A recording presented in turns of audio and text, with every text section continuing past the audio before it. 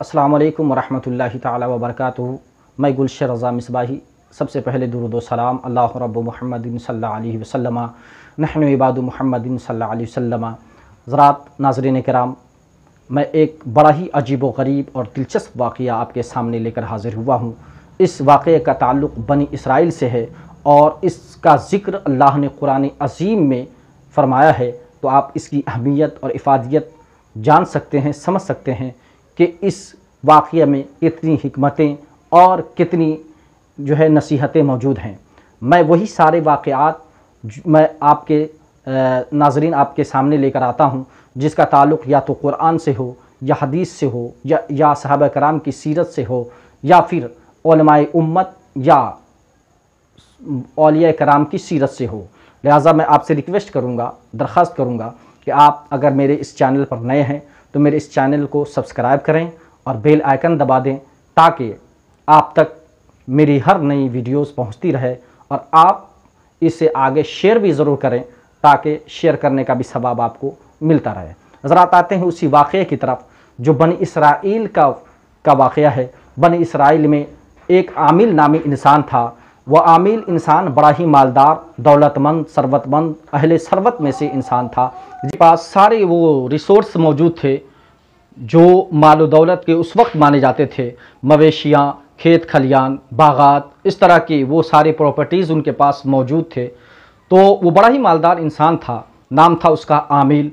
उसका चचाजाद भाई हिर्स, तमा और लालच में आकर उसने उसको कत्ल कर दिया और कत्ल करने के बाद उसकी लाश को एक कबीले के गेट पर जाकर डाल दिया ताकि सुबह जब हो तो हम चीखें चिल्लाएं और इल्ज़ाम ये खून का मुझ पर ना आए बल्कि उसी कबीला वाले पर आ जाए। यही हुआ। जब सुबह हुई और उसने चीखा, चिल्लाया और चिल्लाने के बाद दर्द भरे आवाज़ में उसने रोना शुरू कर दिया, गिरिया जारी करना शुरू कर दिया और हज़रत मूसा अलैहिस्सलाम को तलब करना शुरू किया। हज़रत मूसा अलैहिस्सलाम जब तशरीफ़ लाए तो इसने रो रो करके हज़रत मूसा अलैहिस्सलाम से शिकायत की और कबीले वाले पर इल्ज़ाम डाला। कबीले वालों ने इनकार किया कि हमने इस तरह नहीं किया है। ये अलग बात है कि ये मुर्दा मेरे कबीले में पाया ज़रूर गया है, लेकिन हम लोग इसके कातिल नहीं हैं, हमने इसको मारा नहीं है। हज़रत मूसा अलैहिस्सलाम ने अल्लाह की तरफ तवज्जो डाली तो अल्लाह रब्बुल इज़्ज़त की तरफ से एक वही आती है कि ए हज़रत मूसा अलैहिस्सलाम, आप इन्हें कहिए कि एक बकरा को ज़बह करे, यानी गाय ज़बह करे और गाय ज़बह करने के बाद उसके गोश्त से मक़तूल को मारें तो फिर वो मक़तूल बोलने लगेगा। अल्लाह अकबर। हज़रत मूसा अलैहिस्सलाम ने जब इन लोगों से कहा कि ऐ बनी इसराइलियों, अल्लाह रब्बुल इज़्ज़त तुम्हें बकरा ज़बह करने का हुक्म देता है, तो ये लोग कहने लगे कि हज़रत मूसा भी हमसे मजाक कर रहे हैं। कहाँ गाय के ज़बह करने का ताल्लुक़ इस मुर्दे से है? यहाँ मामला फंसा है, यहाँ मामला ये फंसा है कि इसका कातिल कौन है और हर गाय को ज़बह करके हमें क्या होगा। लेकिन हज़रत मूसा अलैहिस्सलाम ने समझाया कि नहीं।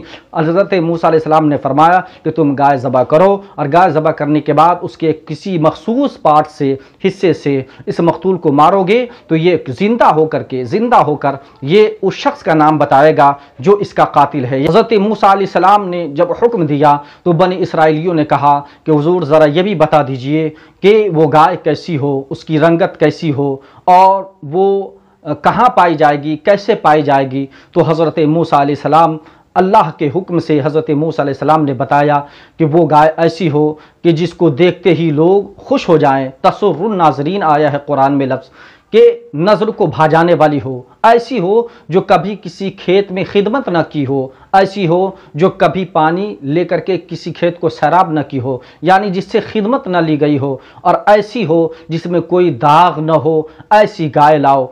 बनी इसराइली बहुत परेशान हुए कि अब इस सिफ़ात की हामिल गाय कहाँ तलाशें। तो ये सारे लोग ढूंढ रहे हैं, तलाश रहे हैं, तलाशते तलाशते बिलाखिर ये उस शहर के अतराफ़ में पहुँचे जहाँ अल्लाह रब्बुल इज़्ज़त ने बहफ़ाज़त इन तमाम सिफ़ात की हामिल गाय को रखा था हिफ्ज़ व अमान के साथ। ये सारे लोग पहुँचे और जो कीमत अता की गई वो कीमत के साथ जब वो वापस आए गाय को लेकर तो हज़रत मूसा अलैहिस्सलाम के हुक्म पर ज़बह किया गया। और ज़बह करने के बाद हज़रत मूसा अलैहिस्सलाम ने अपने दस्ते अक़दस से उस आमिल मक़तूल इंसान पर जब मारा, वो आमिल नामी इंसान उठ खड़ा हुआ اور اٹھنے کے بعد ان کے گلے سے خون کا فوارہ گر رہا تھا، تب بھی اللہ نے اسے قوت گویائی عطا فرمائی اور اس نے کہا کہ میرا قاتل وہ قبیلہ والا نہیں ہے، بلکہ میرا قاتل یہی میرا چچا زاد بھائی ہے، اس نے حرص، طمع اور لالچ میں آ کر کے مجھے قتل کیا ہے۔ پھر حضرت موسیٰ علیہ السلام کے حکم پر بطور قصاص اس چچا زاد بھائی کو قتل کیا گیا۔ حضرات، اس سے سبق کیا ملتا ہے؟ اس سے سبق یہ ملتا ہے کہ ہمیں لالچ نہیں کرنی چاہیے، اس لیے کہ لالچ میں آ کر کے، طمع اور حرص میں آ کر کے انسان بڑے سے بڑے جرائم کر بیٹھتا ہے، بڑا سے بڑا قدم اٹھا بیٹھتا ہے۔ اس لیے انسان کو لالچ نہیں کرنی چاہیے، اللہ رب العزت پر بھروسہ کرتے ہوئے اللہ رب العزت کی دی ہوئی دولت و ثروت اور اللہ رب العزت کے دیے ہوئے رزق پر قناعت کے ساتھ زندگی گزارنا چاہیے۔